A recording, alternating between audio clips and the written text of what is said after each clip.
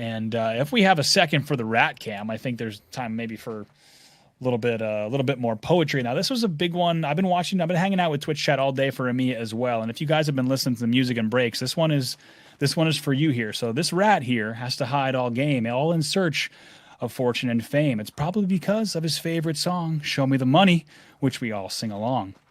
I hope that he can win this trial because it's all about the lifestyle. Good luck, rat, for which this cam is named. As long as you get the points, you needn't be ashamed.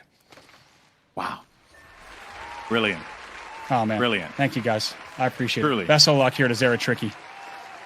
I'm just... Wow. Thank you, guys. I can't believe that you managed to just time and time again stun us with your talent. What can we say, man? It's all about the lifestyle. Here we go now. It's very tricky to wrap, but there's much, much more, of course, to be focusing on here. As we look at Rogue once again, still making that slow rotation south, a team that has been playing real well today all day, still in first place, and they've actually pulled away for the first time in a long time as we see TSM. Now Hal trying to make that move. He's taking quite a bit of damage and needs to be careful. No. Reps gets cleaned up by Rogue. They had them right in their sights. So they'll get one member of TSM while the others do bounce out. Also, they have eyes on another target located inside of this building here. Does this nade do enough damage to try and force this player out? No, it doesn't. But they see them there just inside of that corner. I mean, what an angle. What a spot that Abralelli was in. I mean, that was like the rattiest of spots. But TSM, once again, unfortunately to say, get out of here. Ain't gonna happen. And not in the top 10. It's been a rough day for TSM fans. I know we got a bunch in the chat, especially since during EMEA I had to answer, I think, 600 times when TSM was playing. But yeah, exactly. Here we now see in our our top 11 squads for this game. Rogue's going to be happy with how this one has gone so far. And as we said, they're going to be very comfortable playing this route all the way down from runoff. It's very similar to what we saw in the last game. But now also taking a look at Maxdog, who's already just going to go ahead and fly right past the airbase exterior and try to make their way in. Now, Maxdog have had some moments of greatness where a few, top finishes for them have kept them in this battle for as long as possible. And if they can keep doing this, I have great faith in this team for tomorrow. ISMP now will be bailing out. They do have a port all set up. There is a player actually located right to the south there, and they're going to look to just try and target this one individual out. 11 squads will remain. And with this circle now closing in, we're going to start to see some more players begin to make their way out in this direction. I think they may have found the rat. Oh, no. Yeah. Oh, no, that wasn't him. That wasn't him. You're right. It's Rakinishu. Yeah, Rakinishu. Unfortunately, Rakin does go down. Will be targeted there by Rogue, and there wasn't many opportunities for Rakinishu to get out of that. Thank you, guys. There he is. A rat. We sent him our best wishes here now. Did he pick up a pebble from the floor? It looked like... Let's see. Whoa. Shots from the distance, as we see, if I'm not mistaken, that was Sweet that would have gone down on Rogue's POV. But here's Zero Tricky, still alive. He knows he's going to play that edge. What? The snipe down goes down as well here. And now it's all up to dropped again. Yeah, well, he can't bring his teammates back in, but they're going to run in here. I think they're going to just get right on top of them, and they're going to jump in for this fight. There's nothing to protect him. The nades are out. Drop's going to have to back away here. His teammates, he did get Sweet back in. Snipe down is so low, and I don't think they will be able to pick him up because he ended up getting tagged by the nade. And no, it is not going to work out. Drop gets the cheekiest of spots. He doesn't have, does he have? Okay, so he has a minute and 30, and can he zip line up? He'll be able to grapple up, no doubt. Take a look at this. Drop is going to fly right back in. There was no doubt about that. He's going to have to say sayonara to his teammates. Now he will be a solo as well. Dropped finding just a little bit of a corner and up and over the airbase wall, but he will be the last one to fight for the Rogue squad to see how many points he can put on the board. Yeah, I was a little concerned. I was like, wait a minute, no, he has the grapple. He can just use that rather than using the zip, but I can't see an opportunity that he'll have to use the zip. But we have ourselves yet another rat cam. Multiple rat cams out today, Bravo. We do. Interesting. Dual rat cam. I would actually like to share a poem that I have. Is that okay? Sure. I'd love to hear it. Okay, well, here we go. The rat is back. And I know that you could hide in a sack. But sadly, oh no, I messed this up. And Dude, sadly, what is this? Wait, hold on. The rat is back, and I know that you'd rather hide in a sack, but sadly, the vultures will gobble you up like a snack. We'll talk about that after. It cleaned up toward the end. Thank you. I still got the. Okay, you want to know why? Because I'm on a TV show with Dwayne Johnson, so you can't really say anything bad to me. You still got the applause, but here's now dropped, as we said, fighting alone, and it's going to be tough. But keep in mind, every point's going to matter because they are your team that's not only in first, but they're out in front. They're going to want to try to extend that. If he could play into the late game, Rogue will continue to hold that #1 spot into Game 8, and then maybe even after Game 8, which would be a nice boost. But now take a look at MVP. Still 3 players strong here. Madness going to be on gold. Pow, as well as Vax, going to be on purple. They're looking good here at Gauntlet. Yeah, so long as they can keep themselves going in this game, it will actually put them in a dominant position in the overall leaderboard. Maybe even a win could be huge for them. They do have a few kills as well.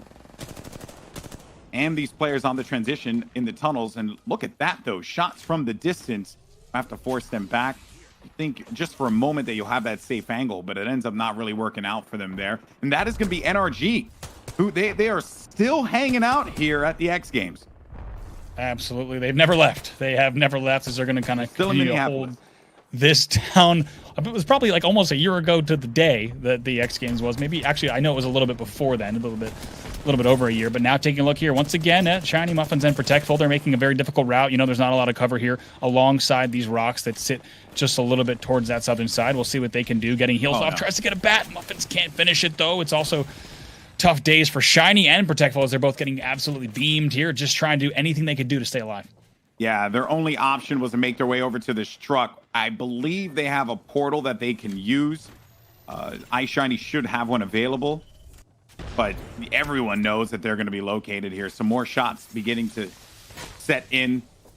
iShiny and Protectful hugging this wall. I bet they wish that they could just, you know, go inside of it and just dig a hole and get underneath, but unfortunately not going to be an option in this game here. Now Ziploc bags, not a lot of discussion regarding them because typically Gobble will be the last player left alive and just never really pans out for them.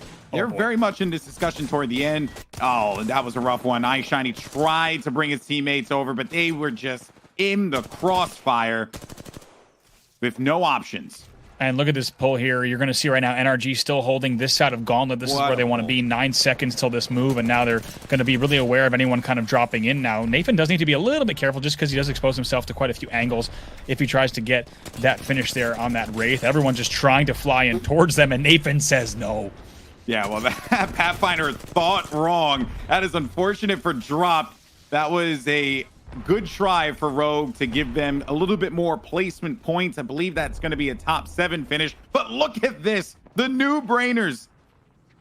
That's Zeratricky, I believe. Yes, Zeratricky's still alive. He's creeping up behind him. Look at this. He's not shooting. Behind him. He's not shooting. He's just playing edge. He's just trying to stay alive as long as he can. Let's see what he can do here. What a god! Oh, Zeratricky, man! What a play! I give you all the credit in the world. Your team should have died ages ago. You should have been out of this one way earlier, but he gave them a 6th place finish. I think he tried to join them. He tried to join that team. It was like, hey, you want to form an alliance? Unfortunately, it's against the rules, man. You can't do that. Yeah, he tried to play it real cool. He was unable to do so. MVP somehow is still with 3 players alive now, and it's Team Superior that said you cannot sit here. Seats taken. They're still going to try to do a little bit of poke damage up into the height that exists here at Octane's Gauntlet, and NRG still holding strong. You can see through those outlines just how many players are alongside the edge of that wall. It's Nathan who goes down, but they still have good position with 4 squads left. Can you imagine Superior in that instance? They're like, 1, 2. Why do we have 2 Gibraltars? That just would have been ridiculous. All right, well, the action continues here. Wraith 1 tricks are going to be in the ultimate low ground. Some fences there to give him protection, as well as that pylon.